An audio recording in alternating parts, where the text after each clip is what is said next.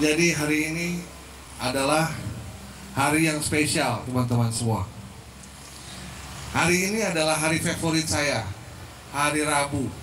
Nggak tahu kenapa, mungkin dekat-dekat weekend kali ya. Kebetulan tanggalnya 19 pula. 9 angka favorit saya juga. Ternyata hari ini kita dapat berkah kedatangan tamu yang bukan lain adalah kader kita sendiri, Bapak Anies Rashid Baswedan. Selamat datang, Pak. Hari ini adalah hari yang bersejarah buat pemuda Pancasila DKI, karena kita dikunjungi oleh orang hebat buat saya. Buat saya Pak Anies ini orang yang sangat santun, berilmu, dan sangat merakyat. Ini adalah ciri-ciri seorang pemimpin yang kita selalu idam-idamkan. Tanpa panjang lebar, mari kita dengar dan kita sambut Bapak Anies Rashid Baswedan. Silakan, Pak.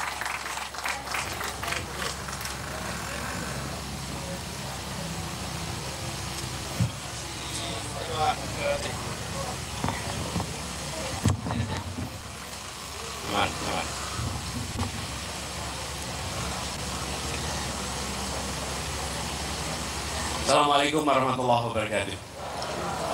Selamat sore, salam sejahtera untuk semuanya. Pancasila. Selama ini sudah menjalankan tugas sebetulnya sebagian. Kenapa? Ini tadi kita obrolkan.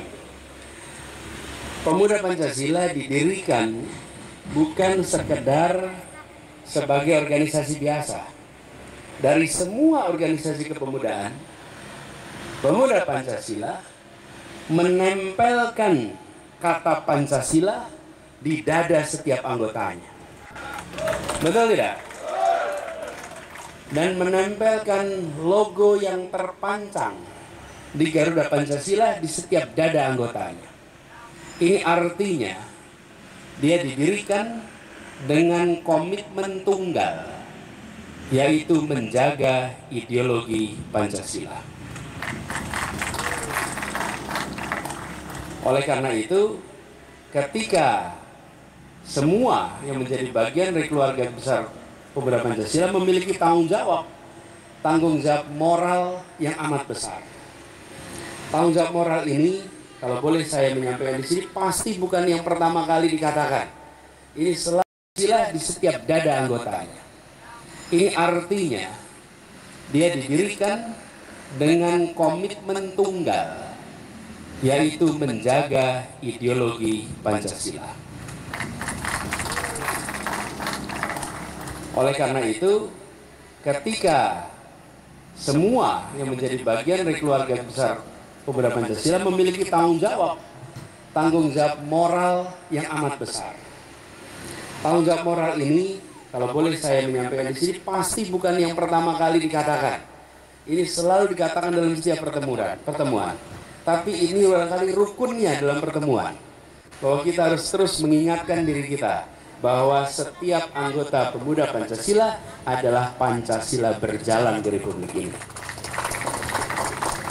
Apa yang menjadi ucapan, apa yang menjadi tindakan harus mencerminkan apa yang terpancang di dada kita. Dan ketika kita bicara Pancasila, kita tahu ini adalah ideologi negara yang hadir bukan semata-mata sebagai simbol, tapi dia hadir untuk menjadi pedoman bagi mewujudkan sebuah masyarakat. Lalu sekalian, teman-teman keluarga besar PP yang saya hormati, Pancasila yang pada 1 Juni kemarin, bulan ini, kita rayakan, kita peringati kelahirannya, adalah sebuah gagasan yang membuat Indonesia kita memiliki perasaan tujuan yang sama. Kita berangkat, kalau dilihat dari urutan silanya berangkat dari ketuhanan Maha Esa, lalu berujung kepada hadirnya keadilan sosial bagi seluruh rakyat Indonesia. Ini adalah satu rangkaian pemikiran yang tidak bisa hanya sekedar dihafalkan dan diucapkan setiap upacara.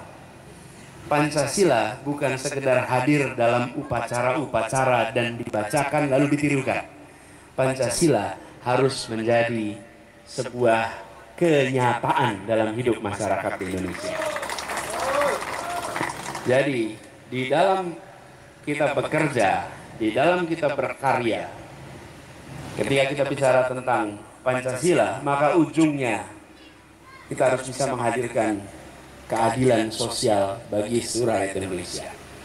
Dengan ada keadilan itu, kita akan merasakan persatuan. Dengan adanya persatuan itu, kita akan merasakan kedamaian, ketenangan, keteduhan. Karena belum ada persatuan dalam ketimpangan. Kalau ada yang bisa menunjukkan persatuan dalam ketimpangan, saya pengen lihat contohnya. Barangkali ada persatuan dalam ketimpangan, tidak ada. Semua yang disebut persatuan pasti pondasinya adalah keadilan. Keadilan itu munculkan. Nah, ini juga barangkali jadi pegangan kita semua. Beberapa waktu yang lalu kita sama-sama perjuangkan untuk bisa menghadirkan perasaan kesetaraan keadilan itu dalam skala nasional. Tapi kita tahu bahwa proses ini adalah proses demokrasi yang kita hormati hasilnya. Dan kini kita menyaksikan sama-sama di kota kita, ini di Pemuda Pancasila, Majelis Pimpinan Wilayah Jakarta, kita punya tanggung jawab konstitusional. Minimal di Jakarta terasa kehadiran Pancasila dalam keseharian kita. Inilah juga yang cita-cita kita ingin menginginkan agar kota kita ini menjadi kota bagi semua, jangan kota bagi sebagian. Karena itu saya sering sampaikan prinsip yang dipegang, membesarkan yang kecil tanpa mengecilkan yang besar, menguatkan yang lemah tanpa melemahkan yang kuat. Kenapa? Supaya ada keawasan terobosan di sini. Dan teman-teman sekalian yang saya hormati, izinkan juga dalam kesempatan ini saya menyampaikan kepada semua bahwa pada saat ini kami sedang dalam satu fase di mana sebagai anggota Pemuda Pancasila mendapat panggilan untuk kembali bertugas di Jakarta. Karena itu saya ingin sampaikan kepada semua bahwa ketika panggilan tugas ini ada, maka kami akan menjawabnya dengan sebuah niatan. Bahwa kita ingin kota ini kota milik semua, kota di mana keadilan sosial terjadi pada seluruh rakyat Jakarta. Dan itu artinya apa? Artinya Pancasila hidup di dalam masyarakat di Jakarta. Mudah-mudahan kita bisa bersama-sama menghadirkan keadilan itu di Jakarta. Bisa bersama-sama menghadirkan perubahan itu di Jakarta. Dan sebagaimana perjuangan kita kemarin, Mas Abi yang sama-sama dengan 234 SC kemarin, kita bisa teruskan perjuangan itu hingga tuntas mudah-mudahan di kota ini untuk meneruskan apa yang sudah kita capai selama ini. Dan buat teman-teman semua, saya ingin sampaikan apresiasi dan terima kasih Mas Ilyas Abdullah dan seluruh keluarga besar pimpinan MPW PP DKI Jakarta yang sudah berkumpul bersama. Mudah-mudahan pertemuan ini adalah pertemuan yang penuh keberkahan, menjadi babak awalan baru untuk perjuangan kita bersama ke depan. Dan insya Allah dengan niat baik, bersama orang baik, untuk tujuan baik, dimudahkan untuk sampai pada akhir perjuangan. Terima kasih sekali lagi pada semuanya, dan sekali lagi apresiasi yang setinggi-tingginya. Insya Allah apa yang sudah menjadi cita-cita kita untuk menghadirkan Pancasila bisa terlaksana dengan baik. Terima kasih pada semuanya. Pancasila, Pancasila, Pancasila.